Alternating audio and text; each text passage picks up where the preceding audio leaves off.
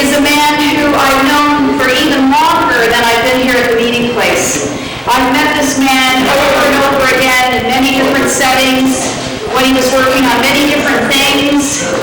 He's come to us here in Toronto from very far away, along the James Bay coast, in a community called Attawapiskat. He's Cree, and he speaks his language fluently and can write and read syllabics. He's a graduate of the University of Lethbridge, and actually the first time I met him was just days before he was leaving Toronto to go and finish his degree in English literature. He's written and been published a book of poems, and he's written children's works for children, and also I think he's working on a novel now. Anyway, he's a wonderful man, and I'm very pleased to welcome Michael Palmarn.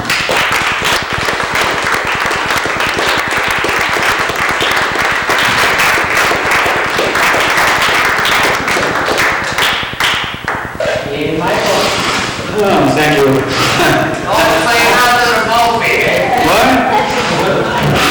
Hectoring already? I haven't even started. I was laughing when she said novel because I tell people most of the time that I'm currently working on a novel I call The Case of the Missing Case of Beer.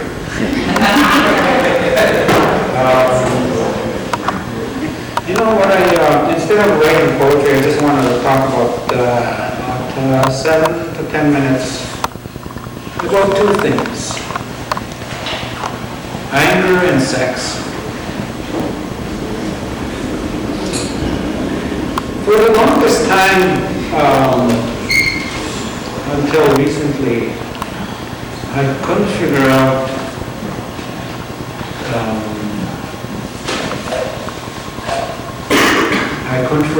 why I was so angry. And I thought it came mostly from residential school, of which I spent 12 years, from 1952 to 1964, from the time I was 3 till I was 15. And this is not to complain about stuff, you know. It's just the way life is. Anyways, here I was 3 years old, entered residential school, and within 4 or 5 months I was sexually abused. One of the older boys stuck his dick in my mouth in the outhouse in the boys' playground in the middle of winter. That was my introduction to sex. At the age of 4 years two or 3 months. And I'm pointing that out because you know, in developmental psychology, certain type of psychology, I think it was largely the work of a famous Swiss psychologist named Piaget. Am I right in saying that? Somebody? Yeah, that's right. Yeah. All right, okay. And so in developmental psychology, he groups, you know, from the time you're a child to youth, elder, and whatever. There's about 4 or 5 phases that you go through in life, right? And the first 5 years are important because whatever happens to you within the first 5 years marks you for life. Right? Sort of like an imprint.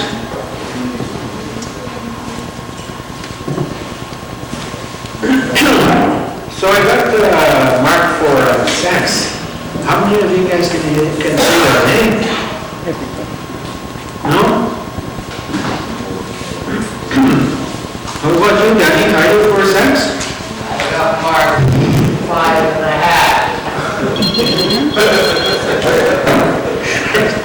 For life. Okay, I got to get to explaining it, okay? So, And when you are introduced to sex like that in a residential school run by the Catholics, and Catholics are really big with their shame and guilt, right? Yeah. That's you, Lisa.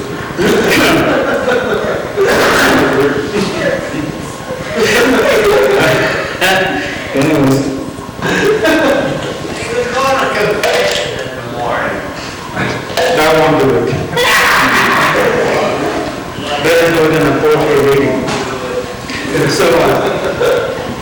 So what happens? So you, that influences you. It influences the way you think about it, the way you feel about it, and the way you behave. Right? So it becomes one of your big garbage bags. And when I went to a medicine man for help about my emotional problems in 1989, he told me, he helped me by putting me inside a teepee for 4 days and 4 nights. And every morning at sunrise, he'd come over and light his sacred pipe and tell me things of his dreams. He asked the spirits out there, you know, what's this guy about? What's this Michael about? And he said, the spirits say to me that your problems are just twofold, sex and anger.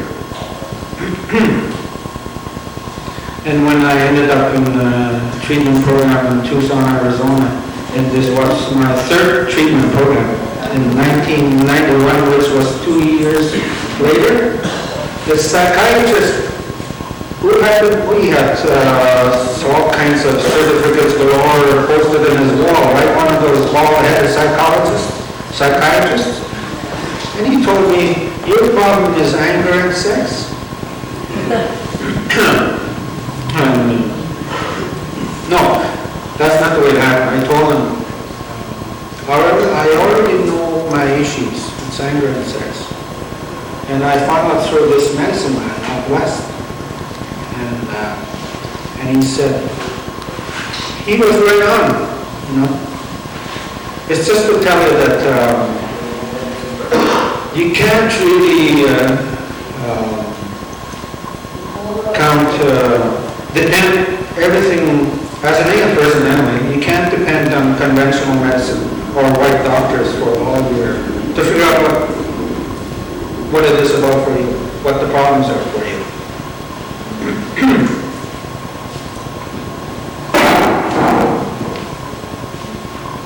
And then the relation between these two things, I could never figure out, you know, the way sex and sexual abuse was being explained to me as it applies to my own sexual abuse issue. Like, there's supposed to be a lot of anger, but I wasn't angry about it. I started, over the years, until recently, it started to be clear to me that I was angry not so much about what happened in residential school, although I spent 12 years there. Most residential school kids, on the average, I think, spend about 5 to 8 years, not 12. Right? So,